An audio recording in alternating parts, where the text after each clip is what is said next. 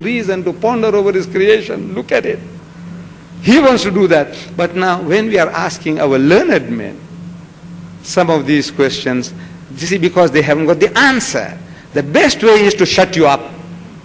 So, you're going to go to hell, Jannah mein jayegi, to mandi nahi. So the best thing is to keep quiet, but Jannah mein hame nahi jana hai. This is it. But Allah wants you to think. He says that. He wants you to ask. He wants you to ponder. Ask Allah to help, and He will help you, inshallah. This doubts creeping in, nothing wrong with it. Even the Sahabas, they were complaining to our Nabi. He said, when we stand up for Salat, Allahu Akbar, he says, thoughts, doubts starts creeping in our minds. What shall we do? He said, you keep on praying. Allah will put it right. You don't say, since now my mind is wandering off, I said, what's the good of praying? No. You keep on, inshallah, over a period, you'll be better disciplined, it'll come right. But this is the spirit of Allah, Allah and His Quran. You could just spare another minute. Sir, unfortunately there is a great divide in our women on parda issue. One says, and I don't know why it's very clearly written there. Probably when you will say something about parda, it might sort of have bridged the gap between the two very widely apart sections in Muslim women, especially in Pakistan. Could you please comment on something on parda? You see, that is this working? Yes.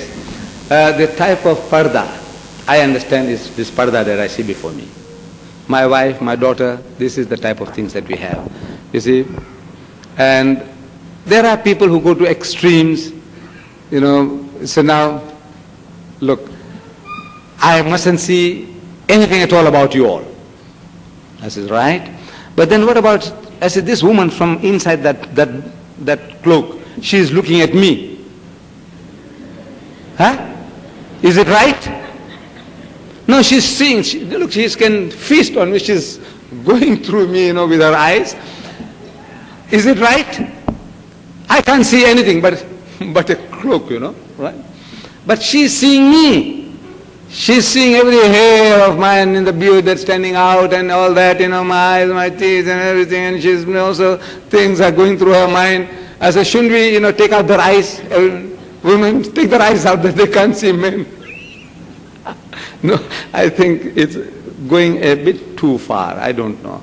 But I will not, as a fatwa, tell you anything. But to me, you all my daughters, you are just like my wife and my children at home. Same type of thing. And I don't know, I seem to be satisfied. I'm satisfied with this. So I'm very happy.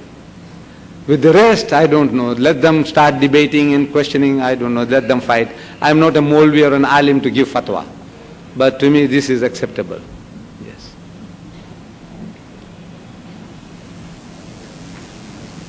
Deedat, we're really grateful to you for giving us so much knowledge about the Christian faith, but most Westerners get so scandalized if you start talking about religion or politics. What do you think is a safe way to approach them about, religious issues or about their faith? You see, the best way is, as I was telling, find common grounds.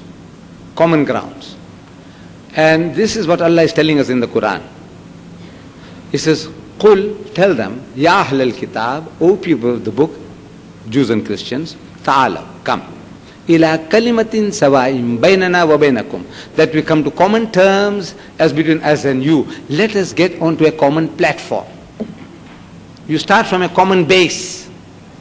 And Allah tells you what you should talk about. Number one, about Allah, Allah na'budu illallah, wa la nushrika bihi shay', and so on. But this principle of finding common ground is such a beautiful system that the person is cooperating with you.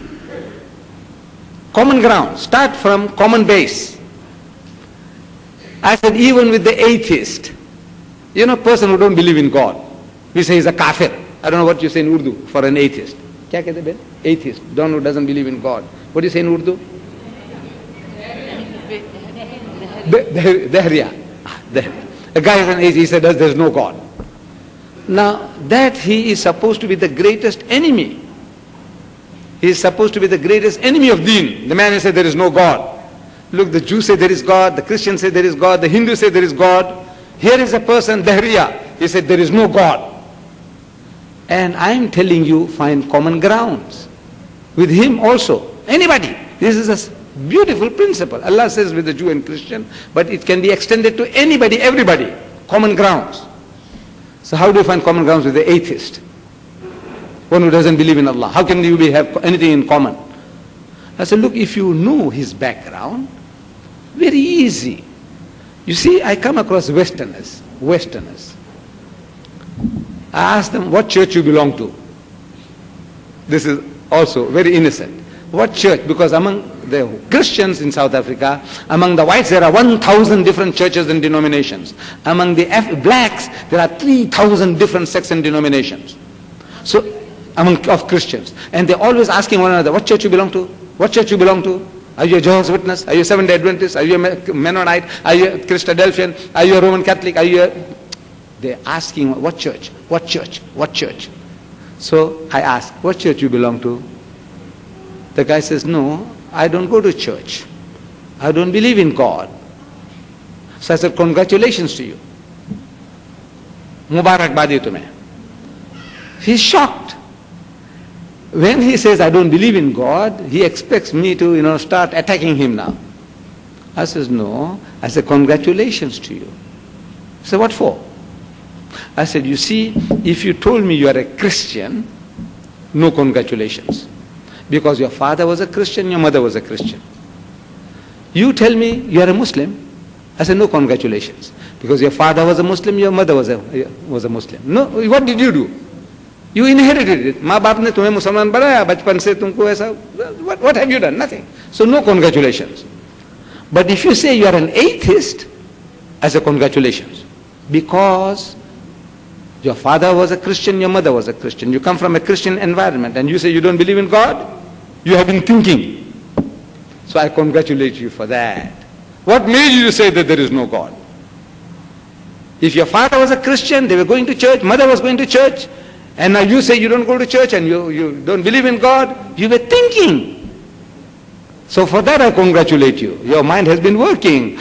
Christian, he didn't work his brain, his Jew didn't work his brain, the Hindu didn't work his brain, the born Muslim didn't work his brains. You worked your brains. Congratulations. I said, you see, you have been thinking. What have you been thinking? I said, look, the things that you have been hearing about. You have been hearing about creation. I said, yes. Even he's an atheist, he knows what he has been reading as a child in the Bible. The whole environment is telling him about creation. He said, you see, you read in the Bible that God created Adam and Eve. I said, yes. And he put them in the garden. I said, yes. And he told them, eat anything, everything, except the fruit of the tree in the midst of the garden. I'm reading from the Bible. That tree thou shalt not eat, that fruit thou shalt not eat, because the day that thou eatest thereof thou shalt surely die, says the Bible. That day you'll surely die. So Shaitan comes along and he tells them, he says, look, that fruit is very good to eat, and if you eat, you shall not surely die. Hargiz tu nahi marega us din. So they were tempted, they ate, and they live for 950 years after that. So now you are confused. God said that day you shall surely die. Shaitan said thou shalt not surely die. And they didn't die. Who's speaking the truth? Shaitan. So they ate. As soon as they ate, they realized that they were naked. Prior to that, maybe grown-up people, but they were innocent, masoom in the thinking. They didn't know that they were naked. Now they realized that they were naked. So they started plucking leaves. I'm reading from the Bible. I'm reading, telling him his background, I'm telling him. So they